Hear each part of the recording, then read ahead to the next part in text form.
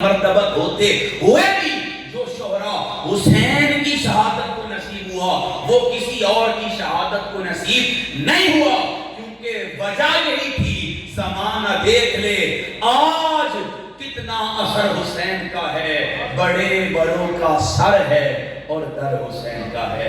سامعین محتشم، میں آپ کے ذوق طبع کے لیے عرض کروں، ممکن ہے کوئی عقیدہ لے لے اور کسی کو اس عقیدے پر حسن کا نتیجہ نصیب ہو جائے۔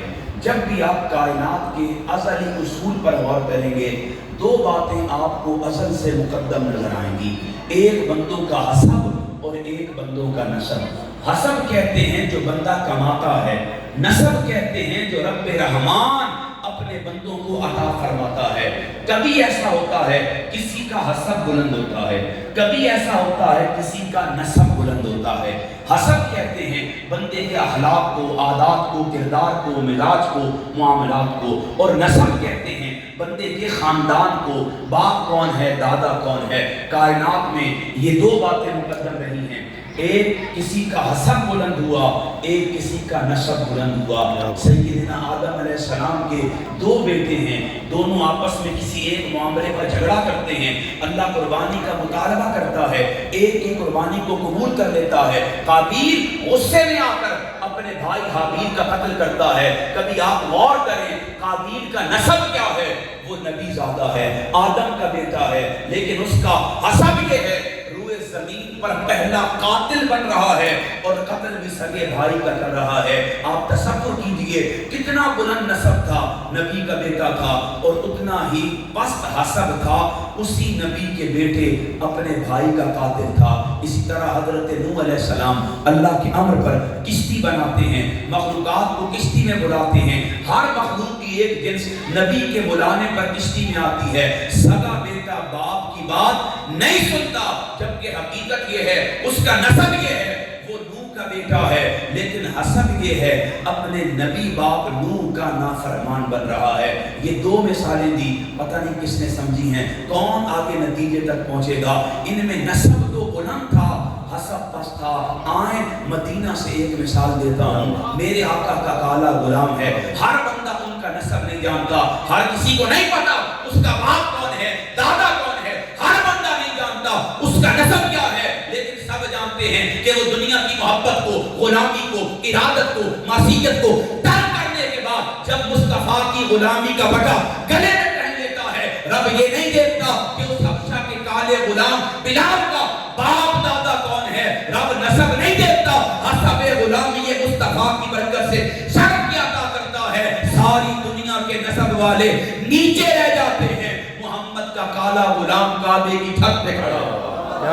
لوگوں کبھی کسی کا نسب بلند ہوا، کبھی کسی کا حسب بلند ہوا، لیکن میں جس بادشاہ حسین کا ذکر کرنے جا رہا ہوں، اس روئے زمین پر نہ ان کے حسب جیسا کسی کا حسب ہے، نہ ان کے نسب جیسا کسی کا، نہ ان کے حسب جیسا کسی کا حسب اور نہ ان کے نسب جیسا کسی کا نسب ہے۔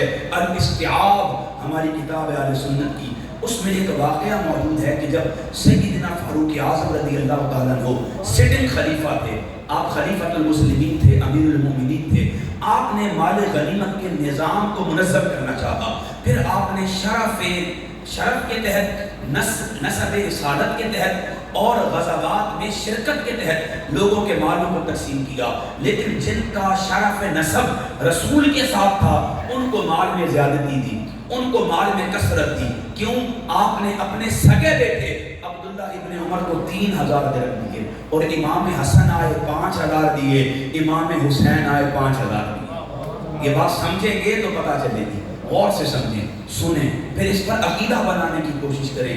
اپنے بیٹے کو کتنے دیے؟ 3000۔ امام حسن آئے کتنے دیے؟ امام حسین آئے کتنے دیے؟ 5000۔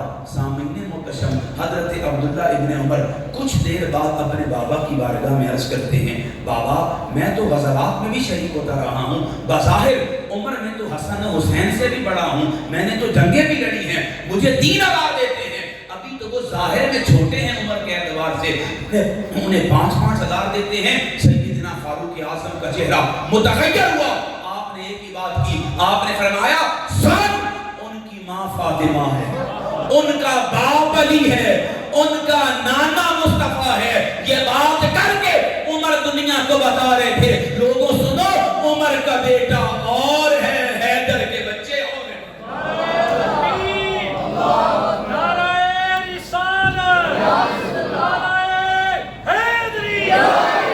جب ایران فتح ہوا نا تو شہر بانو شہزادی تھی، یہ قیدی بن کر لائی گئی. سیدنا فاروق اعظم نے فرمایا یہ شہزادی ہے، شہزادے سے اس کا عقد ہوگا. حضرت عبداللہ بن عمر کے من میں چاہتا ہے، بڑے صحابی ہیں اور یہ وہ صحابی ہیں جن کی صحابیت کا شرف اہل سنت میں مسلم ہے، بہت بڑے پائے کے صحابی ہیں. یہ عبداللہ بن عمر ہیں، حضرت عمر کے بیٹے. دل میں چاہت ہوئی کہ میں خلیفۃ المسلمین کا بیٹا ہوں، شاید شہزادہ میں ہوں تو مجھ سے عقد ہوگا. جب اگلی صبح ہوئی نا وہ بعد میں پھوٹی. فاروق اعظم نے حسین کو بلا دیا. ان کو بلایا، بولے ذرا نام لے بھائی. کن کو بلایا؟ امام حسین کو بلایا اور ایک بات کر کے مسئلہ مکایا. سنو اس روئے زمین پر حسین کے ہوتے ہوئے کوئی بادشاہ کوئی شہزادہ نہیں ہو سکتا. لہذا سیدنا فاروق اعظم بھی امت کو سمجھا کر چلے گئے ہیں لوگوں زمانہ دیکھ لے کتنا اثر حسین کا ہے، بڑے بڑوں کا سر ہے اور در حسین کا ہے. میں نے آپ کے سامنے سورہ نساء کی 80 نمبر آیت تلاوت کرنے کا شرف اور اعزاز حاصل کیا. اللہ رب العزت نے اس آیہ کریمہ میں ارشاد فرمایا من یطع الرسول فقد اطاع اللہ. درود پاک جوان پڑھتے جائیں جن کو کمر میں درد نہیں ہے، زبان میں لکنت کا مسئلہ نہیں ہے، ذکر حسین کے لیے گھر سے نکلیں وہ میرے قریب آئیں. تھوڑا سا حرکت میں برکت ہے، تھوڑا قریب آئیں. ایسے بات کرنے میں مزہ نہیں. ان بچوں کو بھی آگے بڑھیں تو بات یہ بھی سنیں، ان کو بھی سمجھ آئے. اب آپ نے توجہ دائیں بائیں نہیں کرنی. آپ نے علامہ انصر صاحب کو بھی نہیں دیکھنا اور علامہ سفیان صاحب کو بھی نہیں دیکھنا. آپ نے صرف ذکر حسین سننا ہے اور ذکر حسین ہی دیکھنا ہے. تو سامعین محترم، اللہ رب العزت نے اس آیہ کریمہ میں بنی نوع انسانیت کو ایک ضابطہ عطا کیا، زندگی گزارنے کا راستہ عطا کیا، ایک سمت اور ڈائریکشن عطا کی. اور کیا فرمایا؟ تم میں سے ہر بندہ چاہتا ہے میں رب اس کے قریب آؤں، ہر بندہ چاہتا ہے کہ میں رب اس سے راضی ہو جاؤں، ہر بندہ چاہتا ہے کہ میں رب اس سے اپنی معرفت کی خیرات عطا کروں، ہر بندہ چاہتا ہے کہ میں رب اس سے اپنی اطاعت کا نور عطا کروں. سنو تم میں سے جو کوئی میرے قریب آنا چاہتا ہے اصول یہ ہے من یطع الرسول، وہ پہلے میرے رسول کے قریب آئے. جو مجھے راضی کرنا چاہتا ہے وہ پہلے میرے رسول کو راضی کرے. جو میری معرفت کو پانا چاہتا ہے پہلے میرے رسول کی معرفت کو حاصل کرے. اور جو میری اطاعت کرنا چاہتا ہے پہلے میرے رسول کی اطاعت کرے. باری تعالیٰ اگر تیرے رسول کی اطاعت کریں گے، تیرے رسول کے قریب آئیں گے، تیرے رسول کو راضی کریں گے، ہمیں کیا ملے گا؟ رب فرماتا سنو فقد اطاع اللہ، تم میں سے جو کوئی میرے رسول کے قریب آئے گا پس تحقیق میں رب اس کے قریب آؤں گا. جو میرے رسول کو راضی کرے گا پس تحقیق میں اس سے راضی ہو جاؤں گا. اور جو میرے رسول کی اطاعت کرے گا فقد اطاع اللہ، پس تحقیق میں رب اسے اپنی اطاعت کی خیرات عطا کروں گا. اگر آپ آیہ کریمہ پر غور کریں، درمیان آیت میں ایک لفظ آیا ہے فقد. کیا لفظ ہے؟ فقد. اونچا بولے بھائی، فقد. اس فقد لفظ کا پہلا حرف ہے فا. عرف میں آپ فے پڑھ لیں. یہ جو حرف فا ہے نا یہ تاکید کا معنی دیتا ہے، فوراً بات کا معنی دیتا ہے. جہاں یہ حرف آئے پھر وہاں تأمل اور تاخر نہیں ہوتا، پس و پیش اور دیری نہیں ہوتی. جہاں یہ حرف آ جائے پھر آپ یہ نہیں کہہ سکتے ٹھیک ہے اللہ کا فیصلہ ہے، سوچیں گے، پنچایت میں فیصلہ کریں گے، پرو بٹھائیں گے. نہیں نہیں نہیں، جب یہ حرف آ جائے پھر ہمارے پاس دیر کرنے کی گنجائش باقی نہیں رہتی. حکم بعد میں آتا ہے، تاکید یہ ہے عمل پہلے کرنا ہوتا ہے. بس جہاں یہ حرف آئے.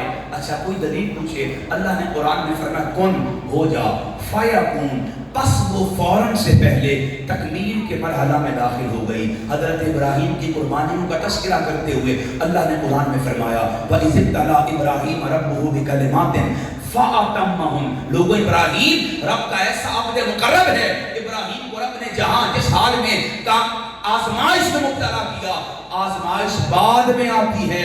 فَأَتَمَّهُ ابراہیم کامیاب پہلے ہو جاتا ہے.